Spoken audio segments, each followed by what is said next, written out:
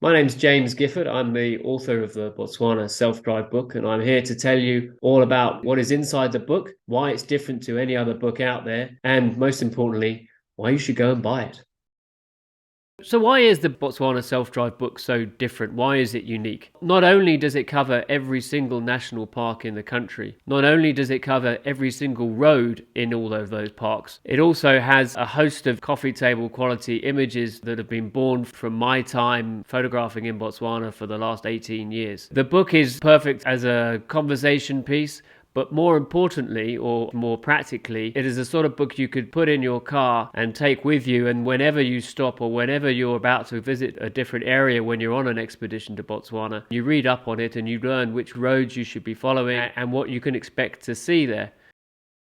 So what makes a Botswana self-drive trip good? Why should you bother coming here? There's some great wildlife in South Africa. Botswana is a very different experience. It's a lot wilder than many other countries. It has some incredible wildlife, but it also has a rich variety of landscapes as well. If you travel here while driving yourself, you can take things at your own pace. You can spend as many nights as you want in a place. You don't have to go rushing around trying to squeeze everything in. You can decide one morning that actually you're just going to spend the morning in camp, and maybe when you spend the morning in camp you might be rewarded with some great sightings. Often you get wild dogs and elephants wander through campsites, even lions sometimes as well. So it is a fantastic destination.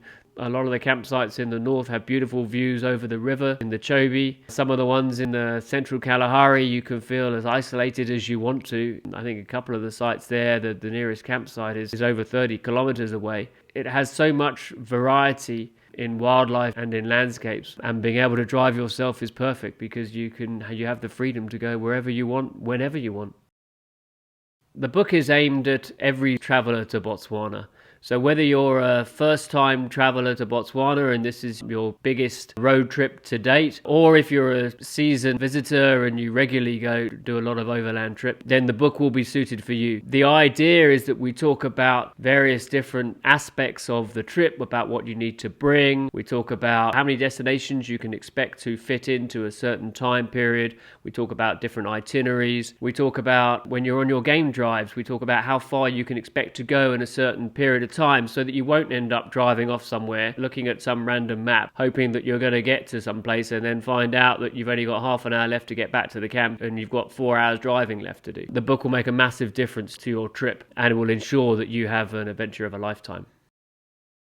Botswana is not like a lot of the other safari destinations in South Africa. It's a lot wilder. The roads are a lot worse many times of the year. If you don't know where you're going and you're not prepared, it can be very dangerous to start going down routes that may become completely waterlogged and where you could quite easily get stuck. If you follow roads that are not used in certain times of the year, then you may not even encounter another vehicle. So it's very important that you follow the advice that we give you on which roads to use at certain times of the year. This can stop you spending hours digging out your car from the sand or potentially wading through deep mud as you try and find somebody else to tow you out. Even if you're experienced off-road drive, it's still easy to get stuck. I remember a very embarrassing time when the road was waterlogged and I couldn't see the road at all, and there was a concrete platform that was intended to help you get across the waterlogged road, but in fact all it did was wear away after a couple of years of use, which meant the year that I was traveling, the water completely went past the road, and in an effort to try and dodge some of the worst bits, I ended up falling off the road altogether. And then I spent 2 hours with a high lift jack, and as I'm jacking up the car, every time I'm jacking up the car, all that happens is the jack just goes deeper and deeper and deeper into the mud.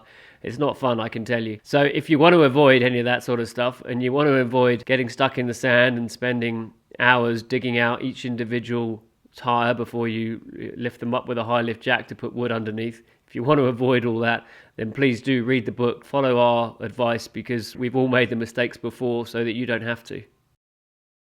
Of course, if you are considering traveling to Botswana and driving yourself, then you will need a 4x4 vehicle without question. There are occasionally a few roads where you might be okay in two-wheel drive, but the vast majority you'll need four-wheel drive, and the condition of the roads does change.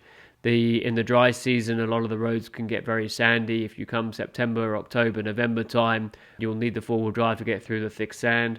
If you come in the rainy season, some of the roads can get muddy as well. Even if you come in May, June, July, when the flood comes down, although it's in the middle of our dry season, ironically, sometimes it's when the parks are wettest in Moremi and Kwai. So there you might even have to do water crossings as well if you want to get from one place to another. So 4x4 vehicle is essential. If you're traveling to some of the more isolated areas like Central Kalahari and maybe Makgadikgadi as well, then traveling in a convoy of more than one vehicle is advisable.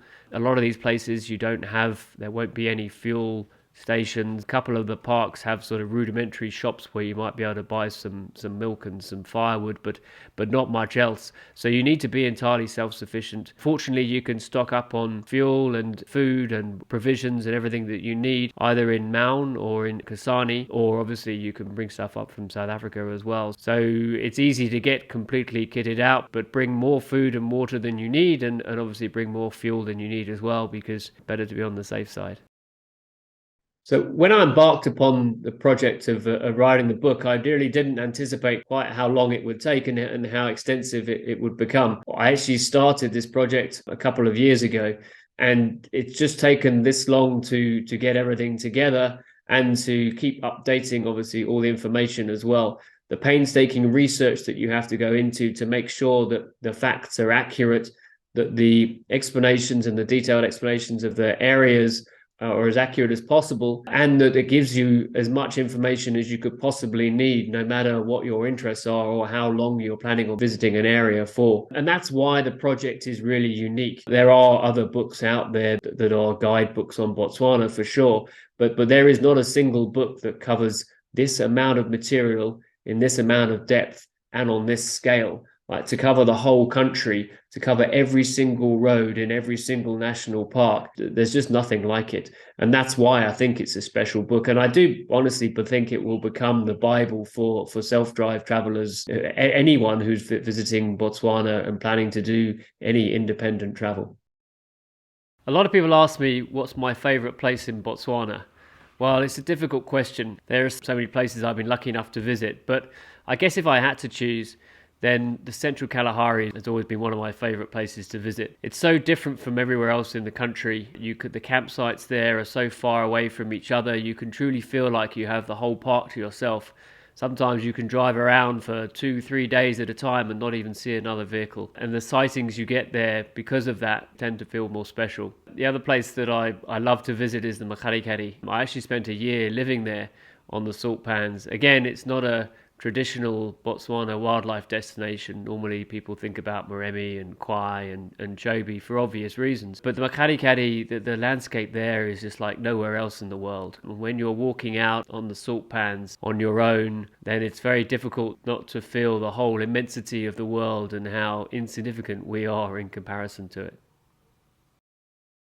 So what should you do now? Well, obviously you should go buy the book. You should buy the book, read about it, read about all these fantastic places, then plot your itinerary, work out when to come, where to go, book the campsites. We give you all the information on how to do that inside the book, and then come and visit Botswana. Come and enjoy what we've been enjoying for so many years and get some of the experiences and some of the sightings that we've been so lucky enough to witness in the last 20 years.